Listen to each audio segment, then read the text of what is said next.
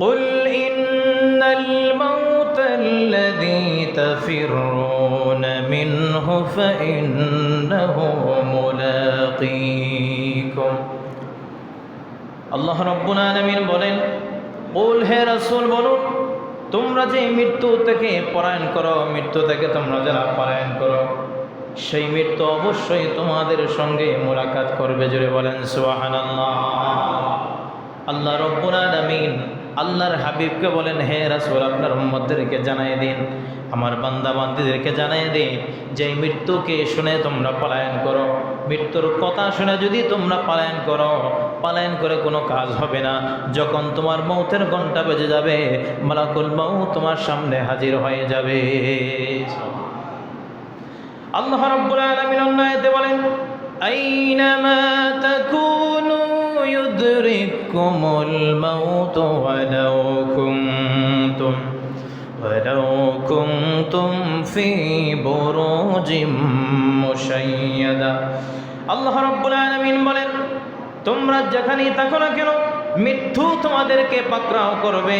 যদি তোমরা কঠিন গর্তের ভিতরে প্রবেশ করো, কঠিন কেল্লার ভিতরে প্রবেশ করো না কেন, যত গভীর গর্তের মধ্যে প্রবেশ করো না কেন, মালাকুল মউত তোমাদেরকে পাকড়াও করবে। জোরে বলেন সুবহানাল্লাহ।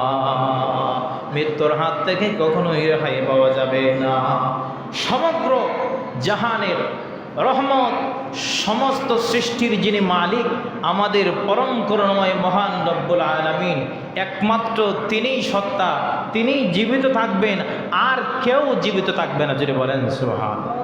আল্লাহ রব্বুল আলামিন বলেন, কুল্লু মান আলাইহা ফানিউ ওয়া ইয়াবকা ওয়াজহু রাব্বিকা যুল জালালি ওয়াল ইকরাম। যদি বলেন আল্লাহু আকবার। আল্লাহ রাব্বুল আলামিন ভবিষ্যের সব কিছুই ধ্বংসশীল। আল্লাহ রাব্বুল আলামিন বলেন, কেবল আপনার মহামহিত মহামানব পালনকর্তা সত্তা যারা, আর সব কিছুই ধ্বংস হয়ে যাবে।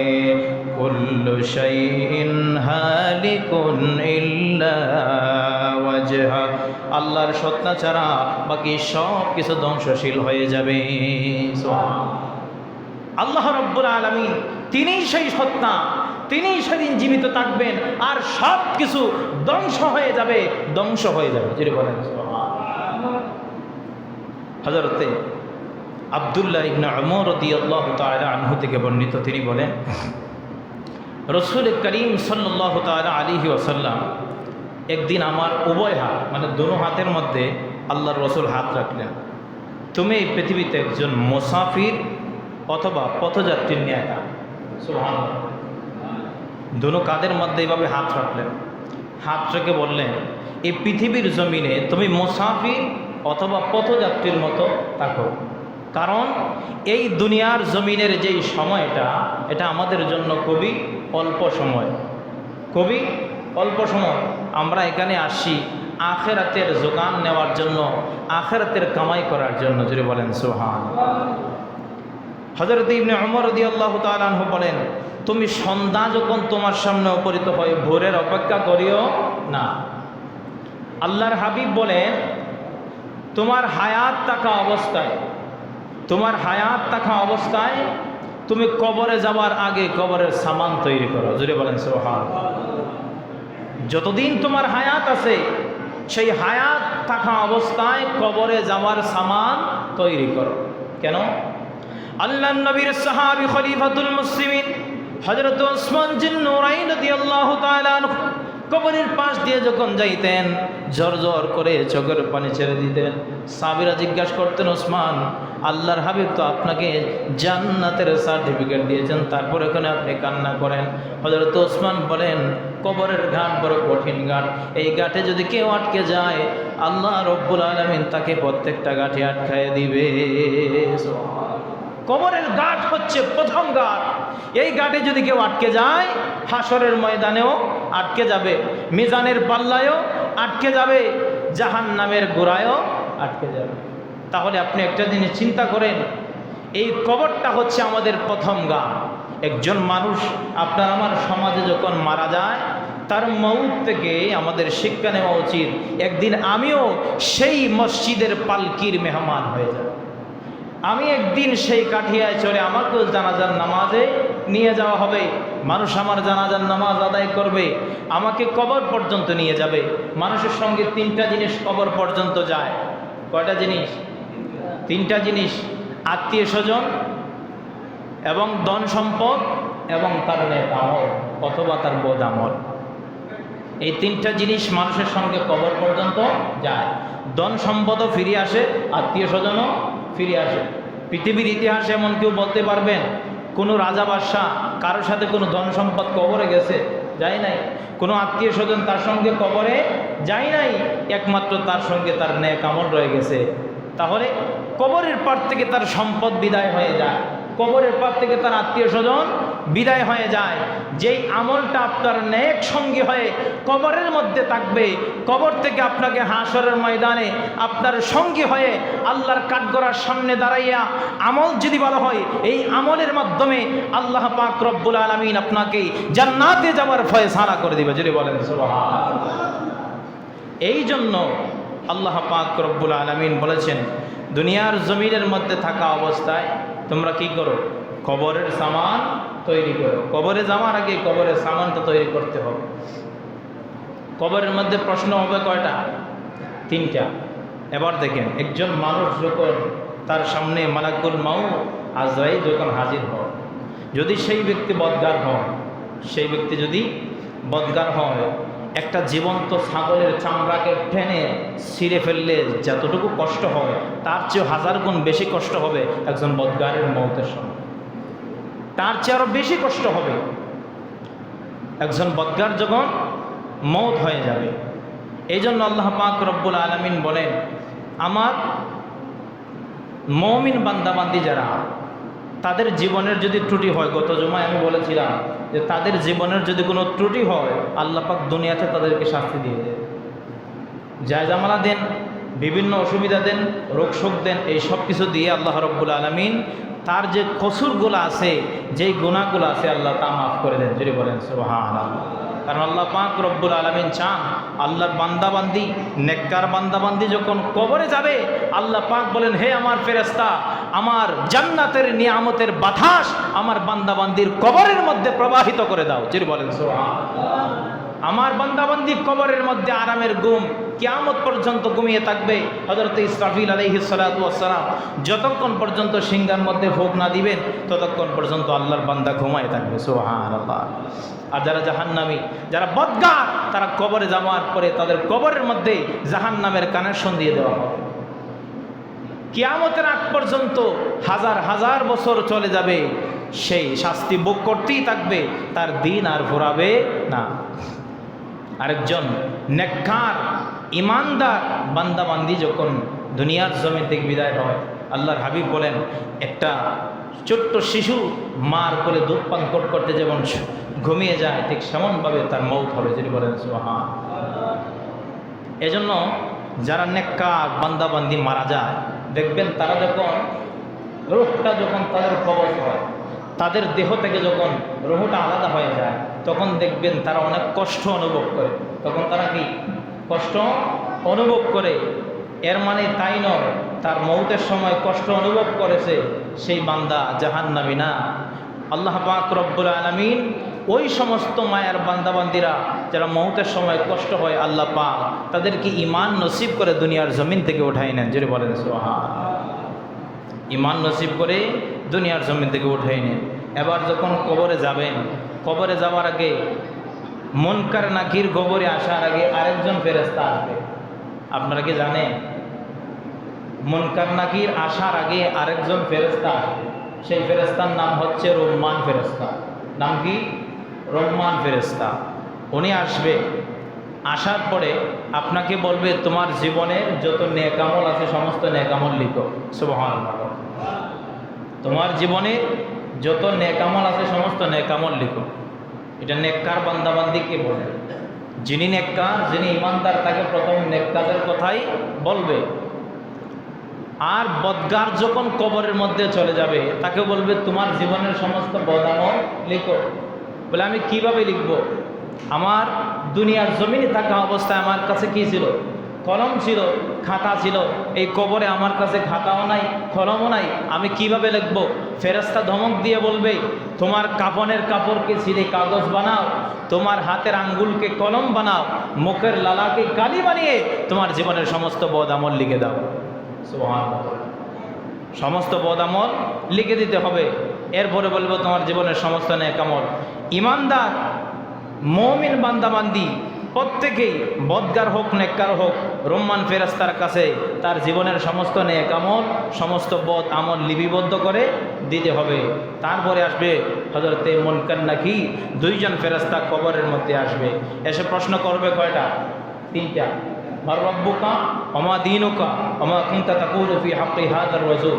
এই তিনটা প্রশ্নের উত্তর যদি দিতে পারেন জান্নাতি, দিতে যদি না পারেন জাহান্নামী।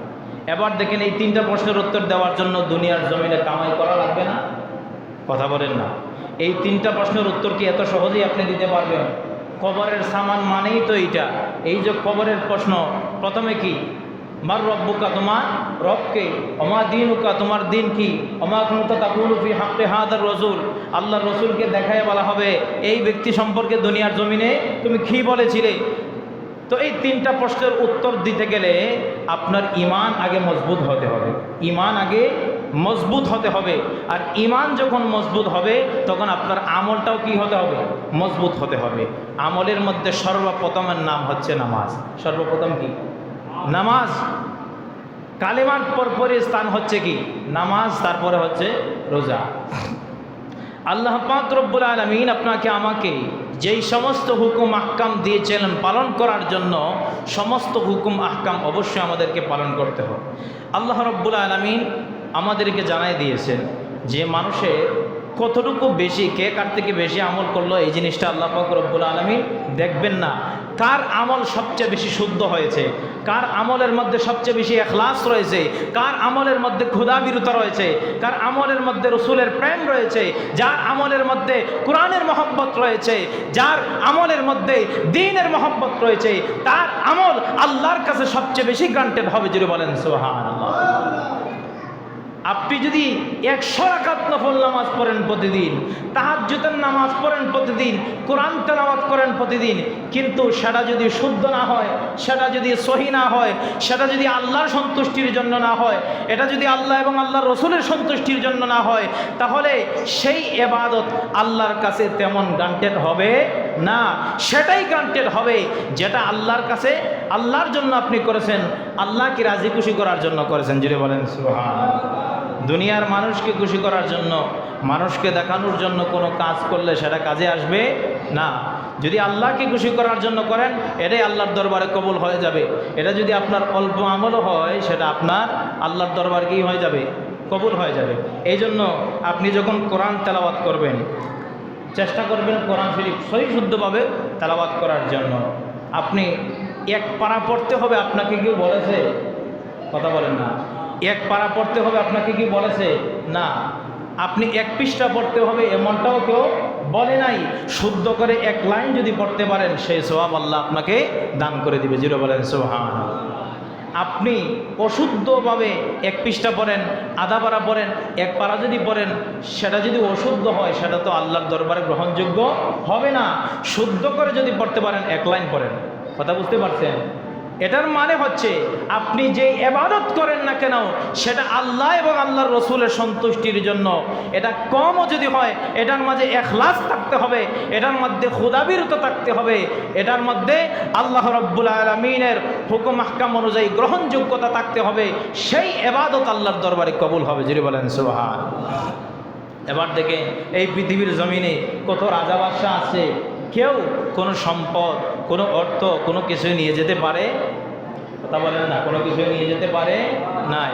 বাদশাহ নূরউদ্দিন জঙ্গি, বাদশাহ হারুনুর রশিদ অনেক বড় একজন বাদশাহ ছিলেন, কিন্তু উনি যখন একদিন কবরের পাশে দেখতেছেন একজন বৃদ্ধ মানুষ কবরের পারে বসিয়া বসিয়া কান্না করতেছে, তো উনি জিজ্ঞাসা করলেন, বাবা আপনি কেন কান্না করতেছেন?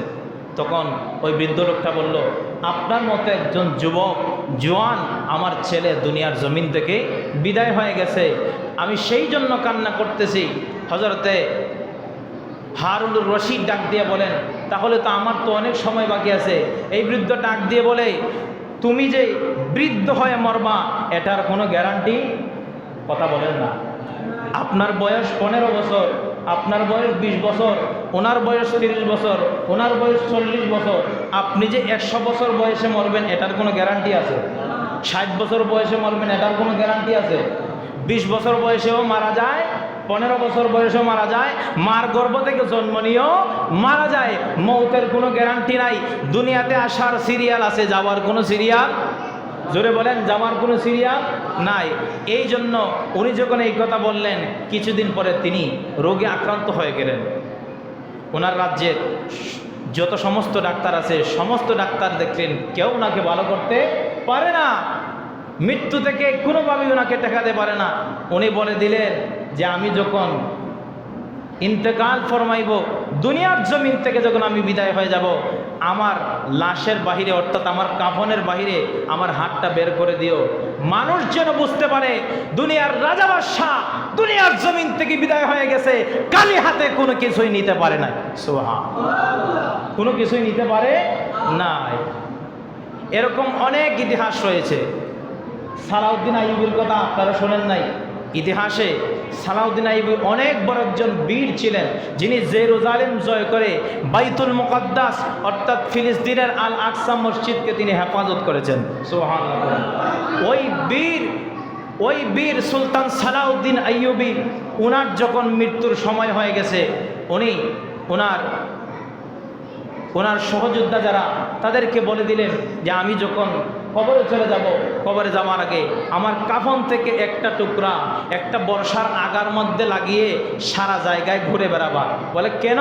যে সুলতান সালাউদ্দিন আইয়ুবী পৃথিবীর শ্রেষ্ঠ বীর হয়েও জেরুজালেম যিনি জয় করেছেন, উনিও কবরে কোনো ধন সম্পদ আত্মীয় স্বজন কোনো কিছুই যায় নাই, তিনিও খালি হাতে কবরের মধ্যে যেতে হয়েছে। যদি বলেন সুবহানাল্লাহ।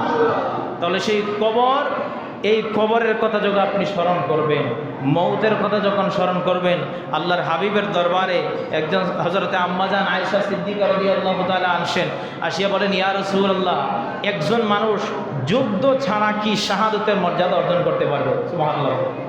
যুদ্ধ ছাড়া কি শাহাদাতের মর্যাদা অর্জন করতে পারবে?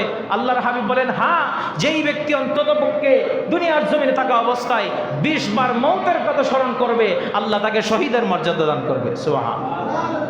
আল্লাহ তাকে শহীদের মর্যাদা দান করবে।